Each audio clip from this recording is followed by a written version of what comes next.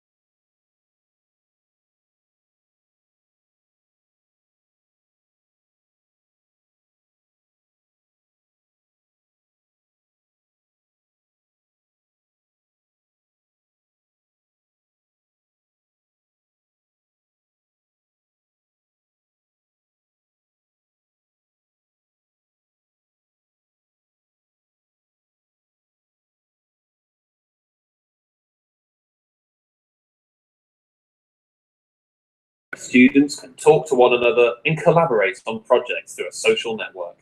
All of School Jotter's apps can be integrated with your MIS, which will also gain you access to our portal app, which allows you to view each of your students' individual records, behaviour points and timetables without having to go into the MIS itself. Full integration with Office 365, OneDrive and Google Apps, School Jotter is the all-in-one package that takes everything about your school's online presence and simplifies it.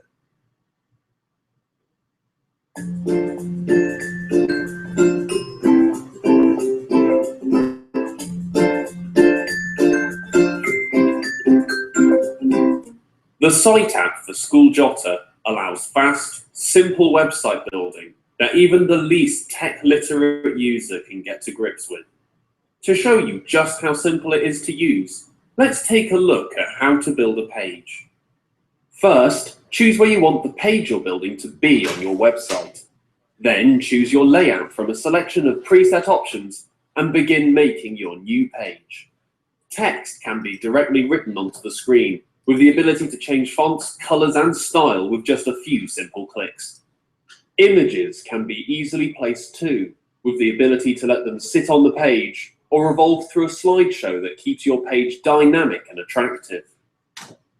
Videos can be easily added from YouTube, and calendars of upcoming events can be placed onto the page with ease. You can even add search engines, embed feeds from sites like Bitesize, and add a map of where your school is, all within the same simple interface. Site is a powerful, simple-to-use app that allows you to create the website you want. It's built around the principle of keeping website design simple and comes with full technical support from our team. Thanks for watching.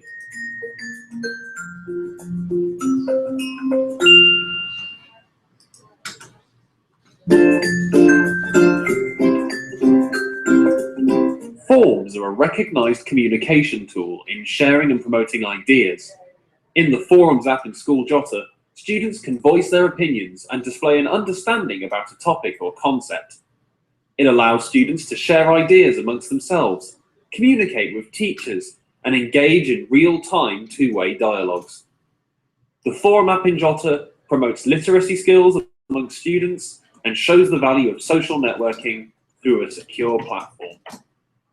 Thanks for watching.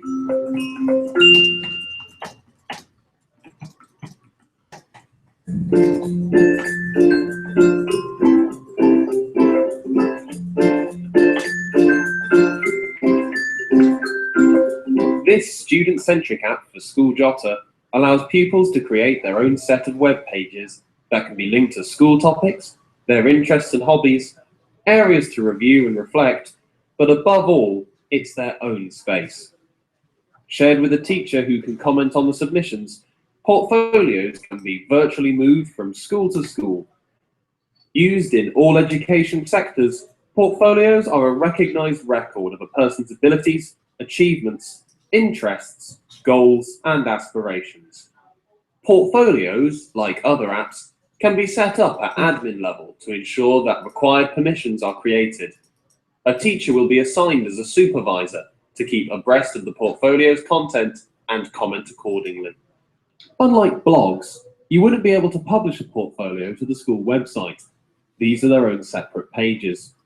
They sit in the portfolio area of Jotter 2 and are only accessible by those with permission. A student can create their own portfolio by clicking on the app on the Jotter dashboard. Like the website, pages can be added and a number of activities and resources can be placed onto each page, as well as some extra features such as certificates, education details, and interests. All of these are the items you would expect to find on a portfolio site. Thanks for watching.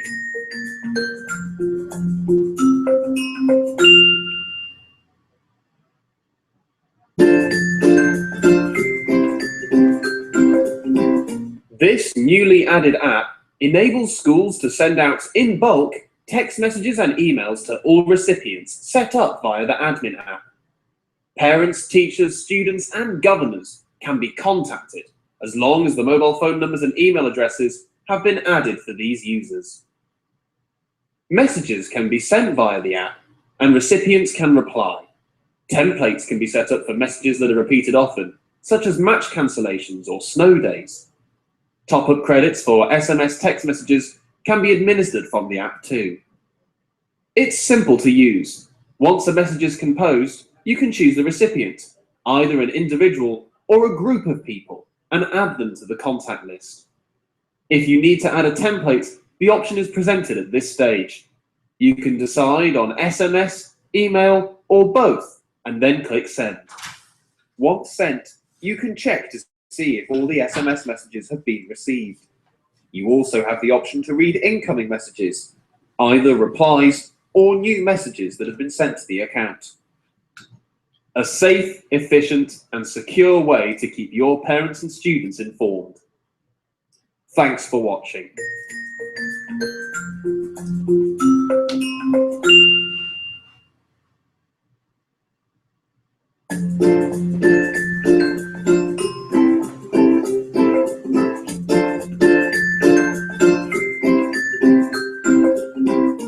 The MIS Portal app links student data from SIMS, one of the most popular management information systems, and pulls the information across the school Jotter, presenting it in a clean, uncluttered format.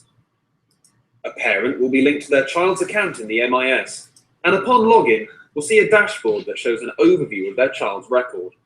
An attractive interface shows attendance details using full graphical reporting, a live copy of the student's timetable that adapts and edits to updates made throughout the term, and details of achievement and behaviour points, with dates and comments on each edition so parents can see what's changed, when, and why.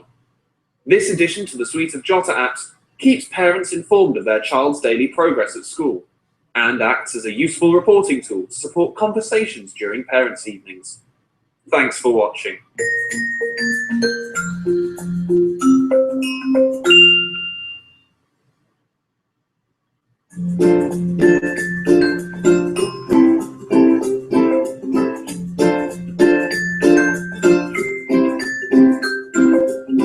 Blogs on School Jotter are an ideal opportunity for children to share their writing with not only their teachers, but their peers too.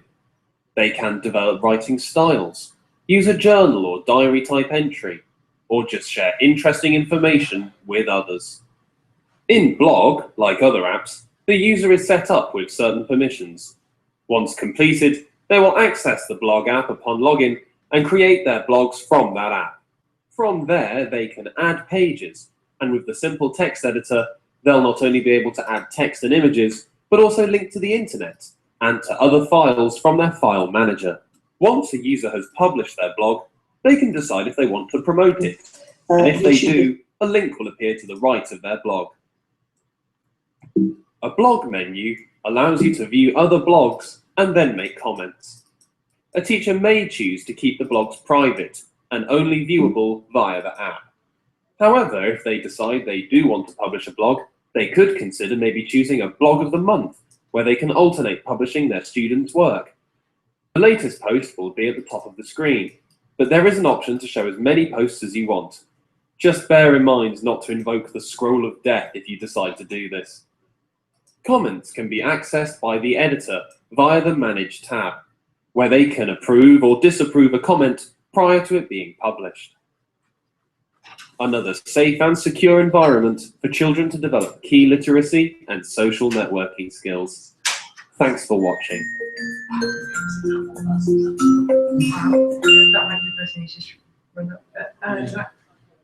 Moodle is an online learning platform that allows your school to upload and manage all your own courses, quizzes, assessments, and activities. Essentially, it's a way to deliver lessons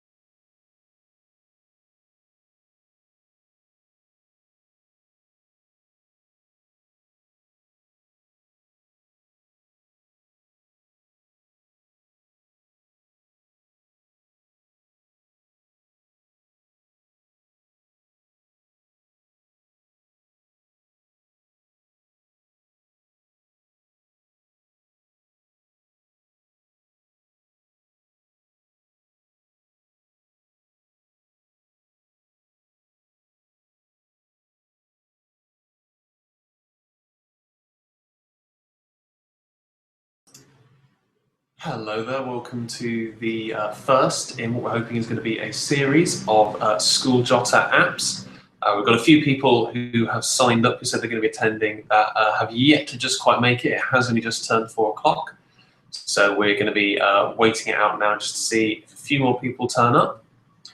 What would be quite useful for you to do right now is if you have your School Jotter site, it'd be very useful to have it open up in the tab. So after the events of the webinar, you can go and find out more about how to fix your site in various useful and helpful ways. Just as a preamble to make sure everyone is on the same page, we were going to have Helen Bound here to do the webinar live. Unfortunately, a series of unforeseen circumstances have occurred. And as a result, we are going to have to use a pre-recorded video that Helen has made of the webinar subject. It will be covering all the same topics that we are expecting to cover. And we will be able to take questions at the end as part of the webinar. So we're just going to give it a few more minutes to wait for more people to attend. Like I said, the ideal thing for you to do is to open up your School Jotter website so that you can have a look at all of the features as we're going along. The presentation should last about 21 minutes. After that, we're going to have one of our support team, Judy Collins, will be here to answer any questions that you have on the subject. And also you can submit questions through the questions and answers app, which you should find in front of you on the dashboard. And we'll try and get those answered. If we can't answer them today, then we'll try and answer them in another session. If you want to sign up to future webinars, we have plenty available. If you go to webanywhere.co.uk/events, you'll be able to find a list of webinars there. As well as details about our upcoming Education Technology Conference, which will be happening next Tuesday at the Hilton in Leeds. For those of you who have just joined, the session today was going to be a live session with Helen Bound. Unfortunately, she's not available today due to an unforeseen circumstance. So we'll be using a pre-recorded video of the subject of the webinar so that you will be able to see what the topic is. After the session has completed in terms of the pre-recorded video, we're going to have a member of our support team, Judy Collins, will be able to answer any questions that you have on the subject, as well as hopefully you'll be able to record questions with us and we'll be able to answer them if they can't be answered today. So it's coming up to about 5 minutes past 4 now. I'm going to start the presentation and I hope you all enjoy it. So, ladies and gentlemen, thank you very much for coming to our inaugural School Jotter webinar. Like I said, every week, 4 p.m. on a Thursday, we're going to be having these. And I'll just start the screen sharing now. And off we go.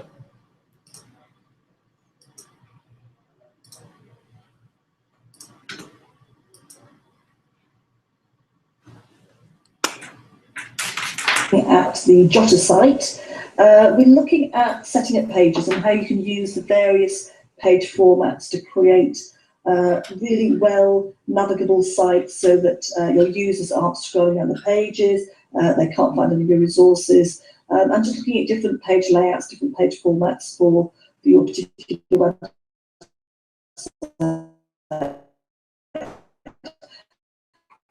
And then what we'll do is I'll show you how to set a private area on your website. So for instance, okay, so the first thing we're going to do is I'm going to show you how to, you're probably familiar with this sort of dashboard. You may not have as many apps on as this, but you'll be very familiar with this sort of link. So I'm going to go straight into the website.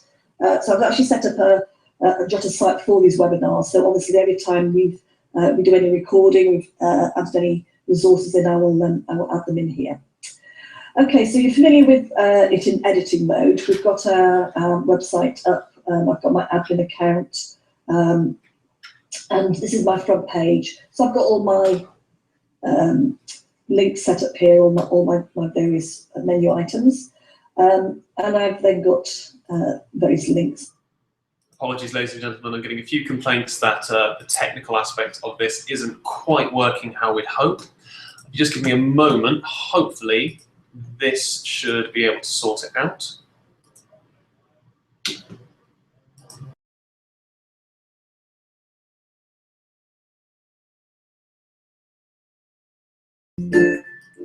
Okay, ladies and gentlemen, we're going to be restarting the presentation. There's been some technical faults. I do apologise for this.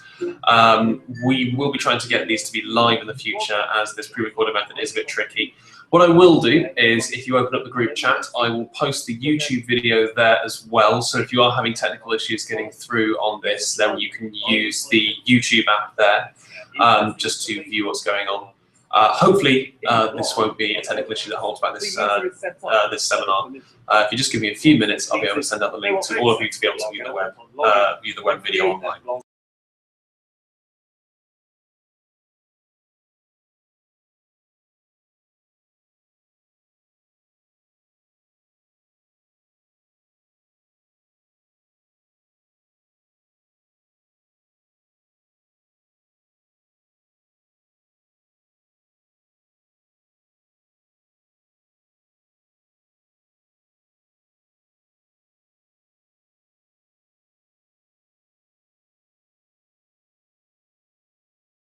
Just restarting the presentation here. If you can't see the presentation live on your screen, if you check out the group chat, I've posted the link to the YouTube video there with the pre-recorded.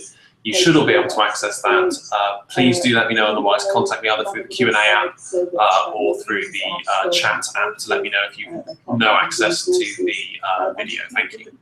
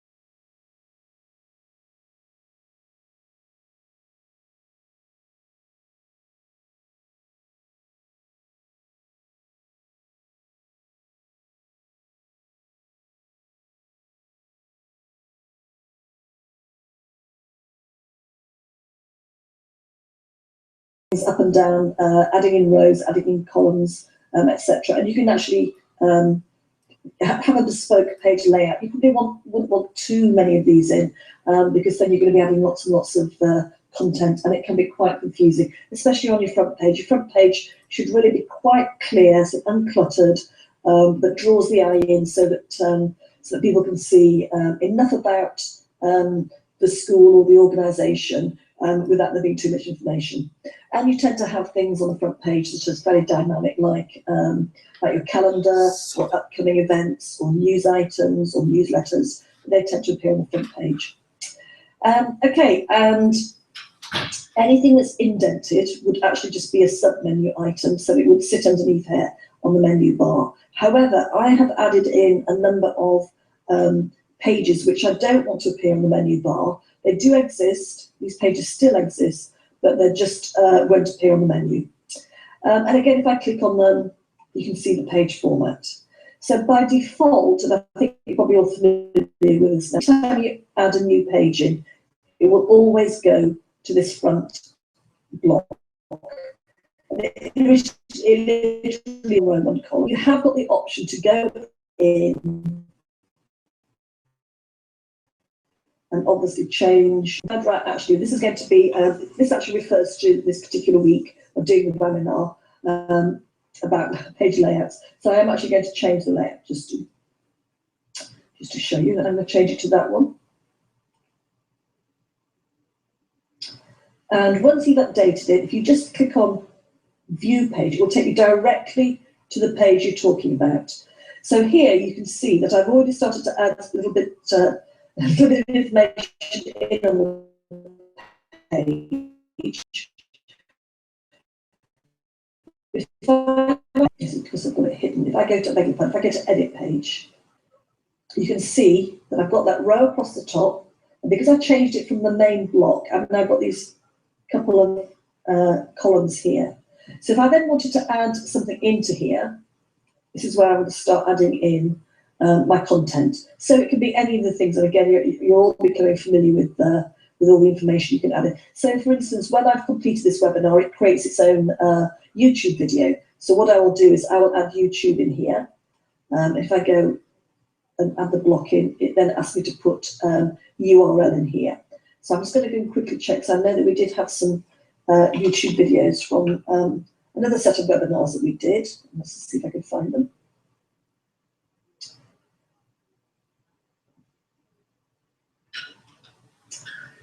And let's see, I've got here. I think I probably put it underneath my videos.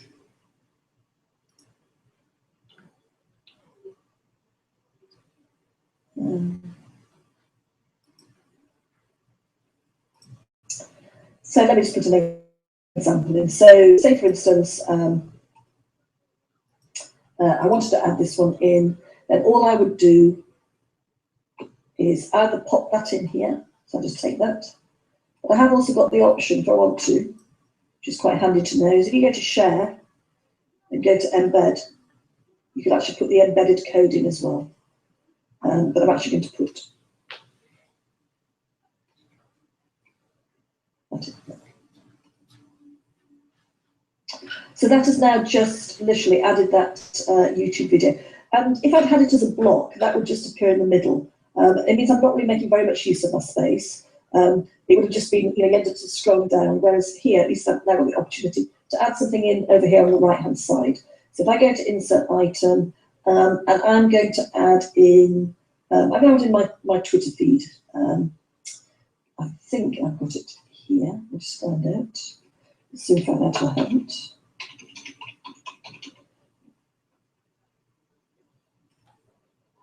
There we go. So that's my Twitter feed. So as you can see, I've actually managed to add 3 different types of content onto one page just by changing the actual page layout, deciding what needs to go on there.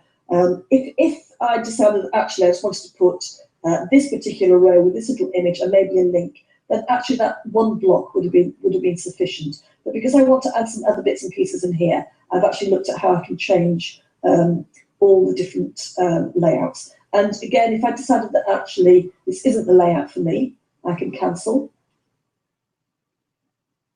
I can go back in, go back to page, click on here, and I might decide actually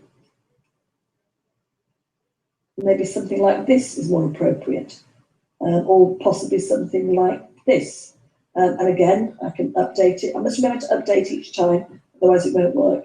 And then go and view page.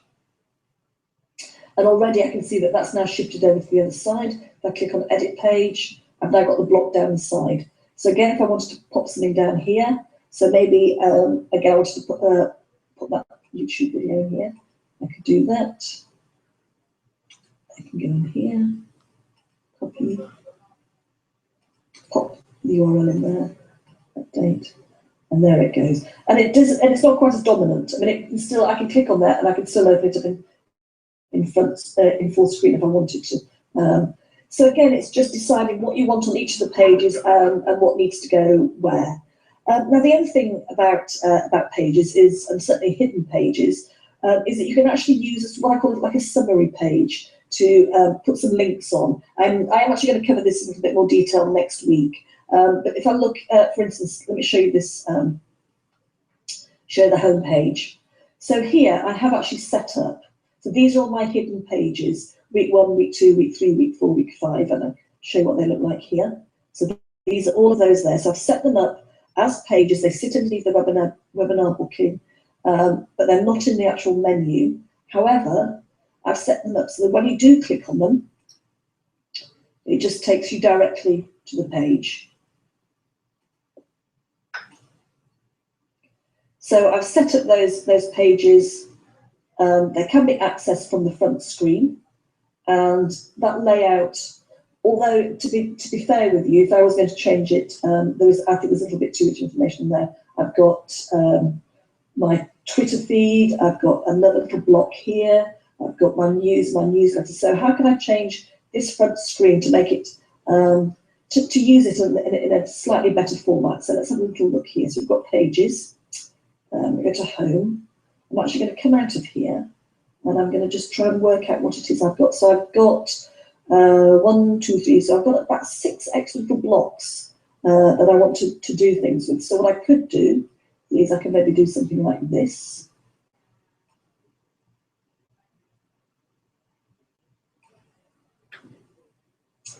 And now you can see that I can actually change some of this around. So I go to edit page. So I might decide that Twitter is going to go here. Click on move. And obviously, because I've now changed the layout, I've got a few more options as where I'd like things to go. Now, actually, so that's around about the same length. That's a slight little block by itself. So what I could do is I could move that, because that's probably not very much space there. Click on move and actually move that in there. And all of a sudden, I've now changed the balance of the page. I've got all the information I want, but I haven't got that great big space down here. And although I have to do a little bit of scrolling, it's certainly not as bad as it was before. So again, just by changing the layout, well, to be fair, that is quite a risky thing to do because I had already added quite a lot of content. Sometimes if you have added a lot of content, you then go and change the page layout. Sometimes things get hidden. They never get lost. You can always go back and recover them. You can see how easy it is to add things back in. But I actually quite like the look of that now. It has more of a balance to it. And in fact, if I click on the upcoming events, I'm just going to take that down to 3 and update that. And you can see that's even now that looks a little better. So I'm going to save that page. I'm quite happy with that. And that's really sort of not much more I can tell you about the pages. I think once you've started adding pages to your site, once you've started creating content, you'll get used to being able to move the blocks around, look at the content you've got on the page. Is there far too much content? Do I need to change the page layout? Because I do want it there, but it could be maybe added into some smaller columns or rows. Or actually, do I have a summary page like this and create some hidden pages that I can link to? So really, it's all about planning ahead, deciding what pages you want to set up, and then obviously managing them from here, but also using the fantastic editing that you have with Jotter to be able to move things around.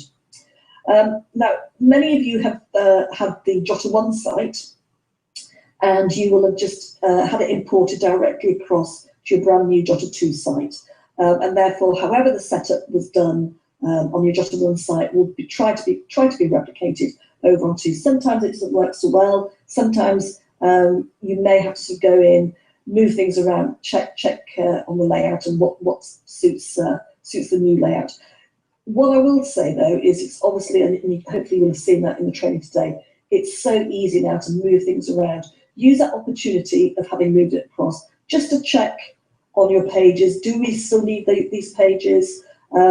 Is there any way that we can combine them, consolidate? Think about your menu items up here. We do have a new feature, and I think I've shared this with many of my recent schools, which is over in the edit page, which is this sitemap here. Now, if you have got one of the old Jotter sites and it's been moved across and all your pages are in place, but you really want to you want to be quite ruthless, you want to go through and check what it looks like, maybe delete a few, but you just have not got that overall view of what your site looks like. What you can now do is this. And what I suggest you do in the first place is actually just create a separate page, so manage pages, add page, and just call it something like site structure, something like that. Obviously, you don't want to show it in the menu. You can just add the page. So it's hidden, you've created it, but it's just hidden, and then just go to view page. So there's nothing in here at the moment. We're going to go to edit. And if I just,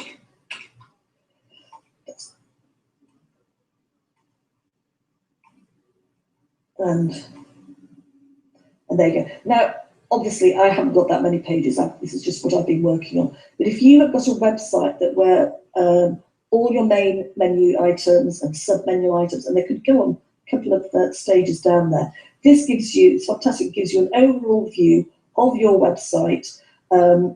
If I just save that page, although you can, of course, just preview it. As you know, you can't click on hyperlinks in editing mode. But if you just save that, I'm going to save it now. Sorry, I was going to save it as a draft. That's a ridiculous thing, isn't it?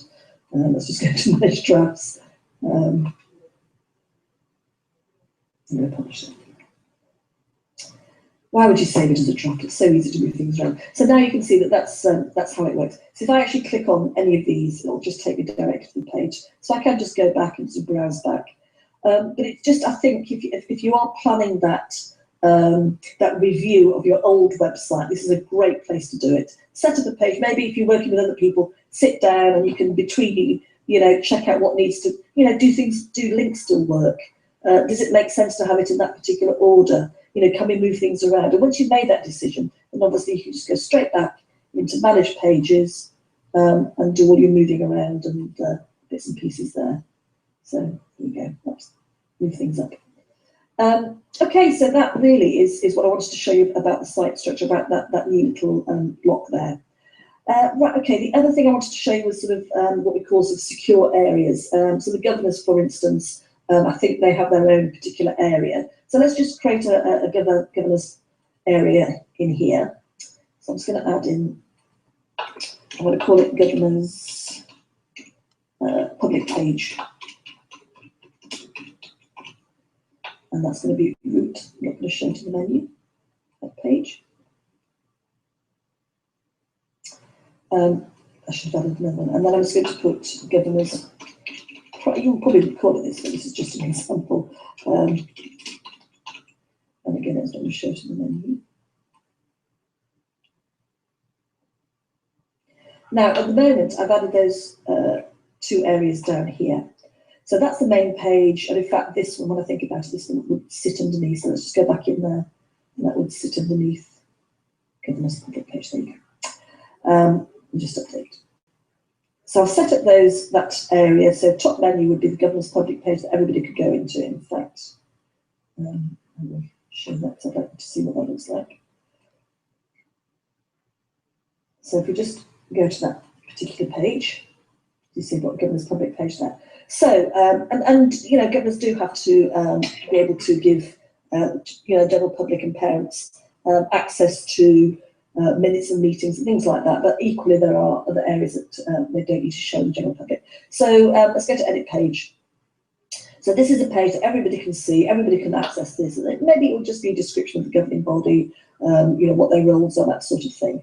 But what you can then do to allow governors to actually get into the private page is you'd add in a login box, and basically that's where they would log in. So equally, you would have set up governor accounts so they could get in. Now, if I then go back to the private page, so let's go back to pages right down the bottom, governor's private page. I now have to give access to the right people to be able to go into this page. So if I click on access, first of all, I need to make it a private page, so make sure that's checked. And then the only people I'm going to let go in here are anybody that falls into is you'll have set up. It may just have been what you want to do. You could possibly have created an account for clerks or governors, and maybe you'll give them the opportunity to go in and do the actual publishing and viewing as well. But as long as you make it known that only those people that fall within this area here, so governors and clerks or governors, only they can then go onto that page. That means that is now completely private. And I'll just make sure it's all done. And come out of there. So although I'm an administrator, it means I can actually go into all of into here. But so basically, you can put all your information. Of course, most people won't be able to get any further than this because most people will be the public, and unless they've got their own username and password, they won't be able to get in. So that's really just how you can. So if, say for instance, there are some students that have got login details or teachers, they would not be able to get into that particular page. So there we are. That's really sort of covering. It hasn't taken too long, 10-15 minutes, just to show you how to change the pages, change the page layouts, and look at some of these new features we've got with the sitemap, which I think that is very, very powerful. Certainly when you're coming to review your site, decide what pages you want to keep in, look at that. But also the fact that we have now got all these fantastic page layouts. It's certainly, and because it's so easy to edit, of course, it just gives you so many more options, so much more flexibility in how you design your website, and you can make it look incredibly professional. I mean, who wouldn't want those? Who wouldn't want those images on the front page of their website? Okay, that's it. Thank you very much. Next week we're going to look at how we can add in tables, how we can use images to link to other pages, and just different ways of navigating around our website. Any questions, as I say, please add to the Q&A. I will write all the responses. We're going to make sure that this gets onto the website so you can go straight and have a look. If you manage to get details of that, that's basically how you can get onto this area. So jotterwebinars.sites.schooljotter2.com and come in and have a little look. Okay, thank you very much. Okay, thank you very much, everybody, for coming and attending our inaugural School Jotter webinar. Apologies for the technical issues that we had in this session. The best thing to do, we've decided, is if you can use the Q&A block to submit any questions you might have, or you can email your questions to events@webanywhere.co.uk, and we'll make sure that we send those on to Helen and she'll be able to answer them. Next week's webinar will be a live webinar. We will have Helen performing the subject topic live, and we will be able to answer questions live there. Also, the technical aspect will be fixed by then. I've been assured of that much. So thank you very much for coming and attending. We hope to see you again. Do register for the next webinar over at www.webanywhere.co.uk/events, where we've got a full listing of all of our upcoming webinars. Also, if you happen to be in the Leeds area and you haven't yet registered, if you want to attend our Education Technology Conference, that would be educationtechnology2015.co.uk. It's next Tuesday at the Hilton in Leeds in the city centre. It's free entry, there's a free lunch and a keynote speech from Johnny Mitchell from Educating Yorkshire and Mark McManus from Microsoft. Thank you very much for joining us and hope to see you again. Bye for now.